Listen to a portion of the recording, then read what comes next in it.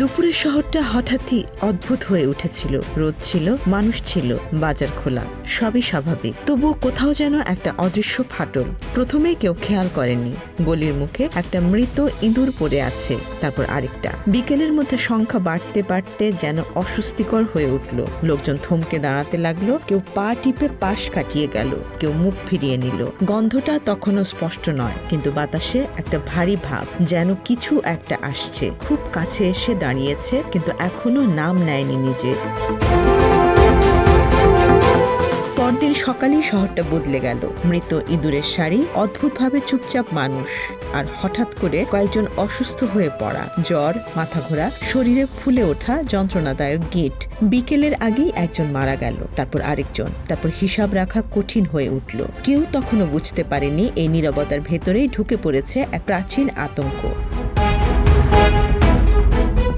ইতিহাস জানে এই আতঙ্ক কতটা গভীর হতে পারে। চতুর্দশ শতাব্দীতে যখন ব্ল্যাক ডেথ ইউরোপে ছড়িয়ে পড়ে, তখন সভ্যতা যেন হঠাৎ থমকে দাঁড়িয়েছিল। 1347 সালে মেসিনা বন্দরে ভিড়েছিল কিছু জাহাজ, ক্লান্ত, নিঃশব্দ, অস্বাভাবিক। নাবিকদের অনেকে মৃত, বাকিরা মৃত্যুর দিকে ঝুঁকে আছে। শহরের মানুষ তখনও জানত না তারা এমন এক বিপদের সামনে দাঁড়িয়ে আছে যার কোনো ভাষা নেই, কোনো রূপ নেই, কিন্তু যার ছায়া পড়লেই জীবন নিভে যায়। প্লেগের পেছনে কাজ করে ইয়ারসিনিয়া পেস্টিস, একটি অদৃশ্য জীবাণু যা ইঁদুর আর তাদের গায়ে থাকা পোকামাকড়ের মাধ্যমে ছড়িয়ে পড়ে। কিন্তু সেই সময় মানুষ জানতো না কিছুই। তারা শুধু দেখতো মানুষ সুস্থ থেকে হঠাৎ অসুস্থ হয়ে যাচ্ছে। মানুষের বগল, ঘাড় বা কুচকিতে ফুলে উঠছে কালো গিঁট, যন্ত্রণায় কাতরাচ্ছে, তারপর কয়েক ঘন্টা বা দিনের মধ্যেই নিস্তব্ধ হয়ে যাচ্ছে। এই গিঁটগুলো, যাকে বুবো বলা হয়, হয়ে উঠেছিল মৃত্যুর সিলমোহর। একসময় শহরগুলো আর শহর থাকে না, সেগুলো হয়ে ওঠে মৃত্যুর গহ্বর। রাস্তায় পড়ে থাকে লাশ, ঘরের ভেতর থেকে পচনের গন্ধ বের হয়। দরজা বন্ধ, কিন্তু ভেতরে কেউ আর নেই জীবিত। যারা বেঁচে থাকে তারা ভয় নিয়ে বাঁচে। কেউ কাউকে ছোঁয় না, কাছে যায় না। মা সন্তানের কাছ থেকে দূরে সরে যায়, বন্ধু বন্ধুকে এড়িয়ে চলে। মানুষ বুঝতে পারে এই রোগ শুধু জীবনকে মারে না, সম্পর্ককেও মেরে ফেলে।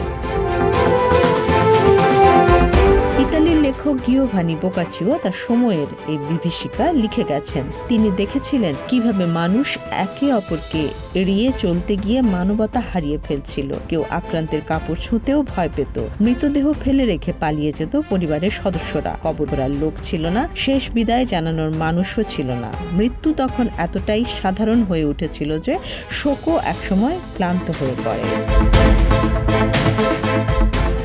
এই বাস্তবতারই ভেতরকার আরো নিঃসঙ্গ প্রতিধ্বনি শোনা যায় দ্য প্লেগ উপন্যাসে, যা স্রষ্টা আলবেয়ার কামু। সেখানে একটি শহর হঠাৎ করেই বাইরের পৃথিবী থেকে বিচ্ছিন্ন হয়ে যায়। শুরুটা ছিল একই, মৃত ইঁদুর, অদ্ভুত অসুস্থতা, তারপর মৃত্যু। কিন্তু ধীরে ধীরে মানুষ বুঝতে পারে তারা আসলে এক অদৃশ্য দেয়ালের ভেতরে আটকে পড়েছে। শহরের দরজা বন্ধ, ট্রেন থেমে গেছে, চিঠি পৌঁছায় না। প্রিয়জনদের থেকে বিচ্ছিন্ন হয়ে মানুষ একা হয়ে পড়ে, নিজের ভেতরের ভয় নিয়ে।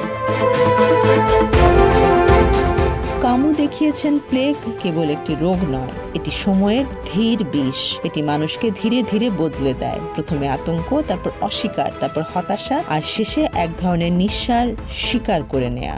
মানুষ তখন বাঁচে, কিন্তু সে বেঁচে থাকা আর জীবনের মতো থাকে না, এটি কেবল টিকে থাকা।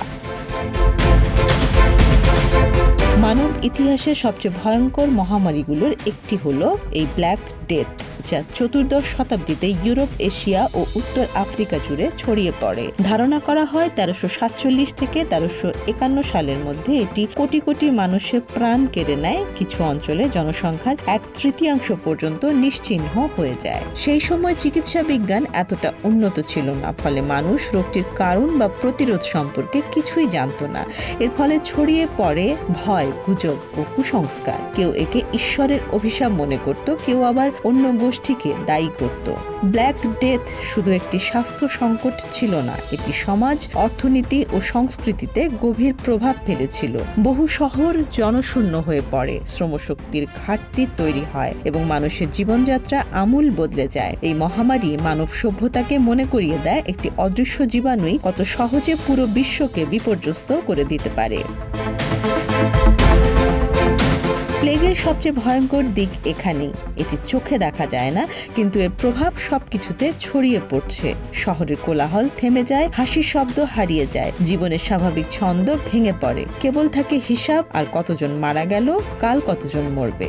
আধুনিক পৃথিবীতে প্লেগ আগের মতো ভয়াবহ আকারে দেখা যায় না, কিন্তু এটি হারিয়ে যায়নি। পৃথিবীর বিভিন্ন অঞ্চলে এখনো এর অস্তিত্ব রয়েছে, নীরব লুকিয়ে থাকার মতো। বিশেষ করে নিউমোনিক প্লেগ, যা ফুসফুস আক্রমণ করে এবং দ্রুত ছড়াতে পারে। সময় মতো চিকিৎসা না পেলে এর পরিণতি আরও ভয়াবহ।